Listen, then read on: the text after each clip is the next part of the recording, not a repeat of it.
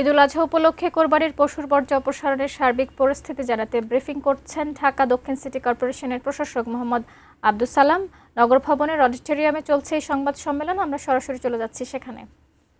প্রিয় সাংবাদিক ভাইয়েরা, বোনেরা, শুরুতে আমি প্রিয় নগরবাসীকে আন্তরিক ধন্যবাদ জানাই। অনেক সচেতন নাগরিক নির্ধারিত স্থানে পশু কোরবানি করে বর্জ্য ব্যাগ ভরে নির্দিষ্ট স্থানে রেখে আমাদের পরিচ্ছন্নতা কর্মীদের মাঠ পর্যায়ে দারুণ সহযোগিতা করেছেন। ঈদের আগে আমরা জাতীয় দৈনিকে গণবিজ্ঞপ্তি, টেলিভিশন, সচেতনামূলক টিভিসি, সামাজিক মাধ্যমে কন্টেন্ট প্রচার, ওয়ার্ড পর্যায়ে মাইকিং এর মাধ্যমে নগরবাসীর সহযোগিতা চেয়েছিলাম। নিন মজাদার গোলমার্ক পপ, ফুরমুরে বাইটে ফুরফুরে লাইফ। নাগরিকদের উদ্বুদ্ধ করতে ডিএসসিসির ৭৫টি ওয়ার্ডে ৪৬ ton bleaching powder, ২১০ gallon Savlon, ১,৪০,০০০ বায়োডিগ্রেডেবল ব্যাগ বিতরণ করা হয়েছিল। সচেতন নাগরিকদের সংখ্যা হয়তো এখনো শতভাগ নয়, তবে আমরা জানি ইতিবাচক পরিবর্তন রাতারাতি আসে না। ধীরে ধীরে অধিকাংশ নগরবাসী সচেতন হয়ে উঠবেন এবং নাগরিক দায়িত্ব পালনের মাধ্যমে আমরা একটি কাঙ্ক্ষিত ও পরিচ্ছন্ন ঢাকা বিনির্মাণ করতে পারব বলে আমি আশাবাদী।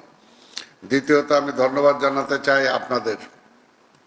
পবিত্র ঈদুল আজহার আগে পশুরহাট চলাকালীন, কোরবানির দিন, বিগত ৩ দিন আপনারা নিরলসভাবে আমাদের বার্তাগুলো নগরবাসীর কাছে পৌঁছে দিয়েছেন।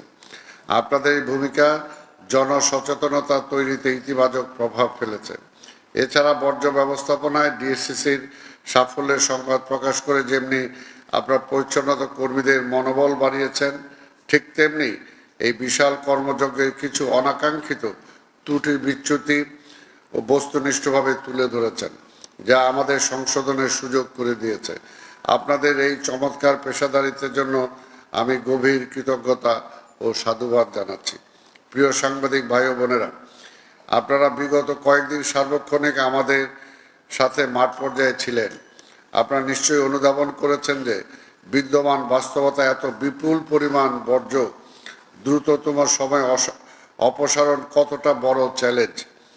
স্বাভাবিক পর্যায়ে যেখানে প্রতিদিন ৩২০০ থেকে ৩৫০০ টন বর্জ্য অপসারিত হয়, সেখানে প্রায় একই জনবল ও সম্পদ ব্যবহার করে কোরবানির দিনগুলোতে দৈনিক প্রায় ৫ গুণেরও বেশি বর্জ্য অপসারণ করতে হয়। ফলে সর্বচেষ্টার পরেও কিছু অনাকাঙ্ক্ষিত ত্রুটি থেকে যাওয়া অস্বাভাবিক নয়।